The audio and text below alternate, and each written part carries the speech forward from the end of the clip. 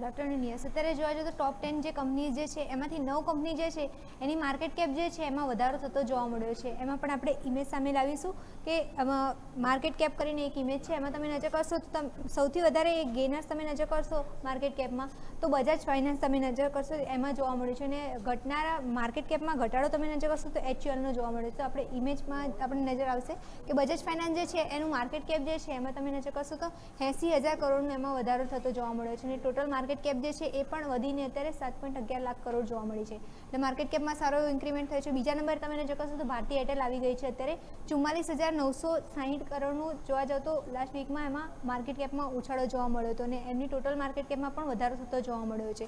સામે TCS તમે નજર કરશો ત્યાં પણ 40,000 કરોડની માર્કેટ કેપમાં વધારો થતો જોવા મળ્યો છે. અને આજે પણ તમે નજર કરશો તો પોઝિટિવ સેન્ટિમેન્ટ જોવા મળી રહ્યો છે અને ટોટલ માર્કેટ કેપમાં પણ વધારો થતો જોવા મળ્યો છે.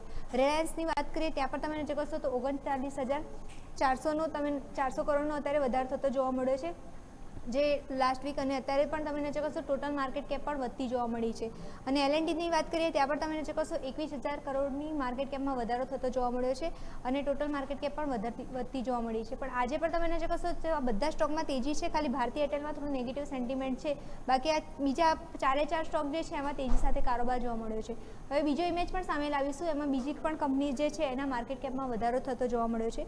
એમાં તમે નજર કરશો PSU બેંકમાં હાઇલાઇટ આજે થઈ રહી છે SBI બેંક. એની માર્કેટ કેપ પર તમે નજર કરશો 10,000 કરોડથી પણ વધારો જોવા મળ્યો છે અને ટોટલ માર્કેટ કેપમાં પણ સુધારા સાથે કારોબાર જોવા મળ્યો છે. પછી HDFC બેંક, ICICI બેંક બંને તમે નજર કરશો તો પોઝિટિવ સેન્ટિમેન્ટ છે. પ્રાઇવેટ સેક્ટર પણ આજે પોઝિટિવ છે અને બંનેના માર્કેટ કેપ બી તમે નજર કરશો તો એમાં પણ સુધારો થતો જોવા મળ્યો છે. એટલે વધારો થયો છે એમાં બી. એટલે એના જ કારણે તમે નજર કરશો બંને સ્ટોકમાં આજે સારી તેજી જોવા મળી છે.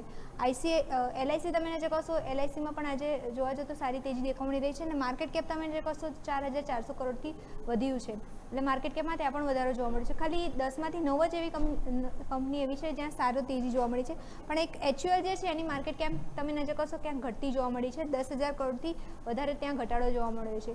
તો યસ જોવા જાઓ તો આ બધા સ્ટોક જે છે એમાં તમે નજર કરશો તો આજે સ્ટોકમાં નેગેટિવ અસર તમે નજર કરશો તો ભારતી એરટેલમાં દેખવા મળી છે. બાકી માર્કેટ કેપને વાઇઝ તમે નજર કરશો તો HULનું માર્કેટ કેપ જે છે એ થોડું ઘટતું જોવા મળ્યું છે. બાકી ટોપ 10 કંપનીમાંથી 9 કંપનીના માર્કેટ કેપમાં સારો એવો ઉછાળો જોવા મળ્યો છે.